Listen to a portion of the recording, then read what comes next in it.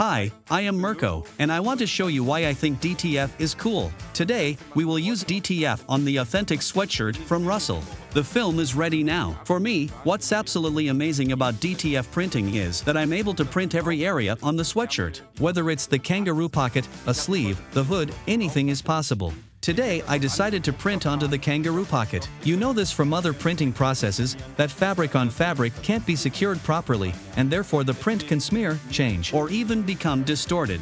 So annoying. That's why I take the film, lay it down onto the pocket and glue it on. Simple, quick, and sharp at the edges. We now press the film at 160 degrees Celsius for 12 seconds. And now it's done. Just let it cool down and peel it off.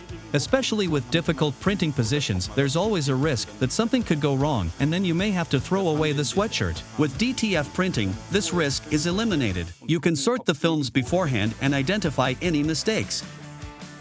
And here we are. The sweatshirt can now be sent to your customer. All information about the textiles that we used, as well as the printer from RICOH, can be found in the description. We just had a look at DTF printing, but please check out my other videos on direct digital printing. You can find these down in the description below.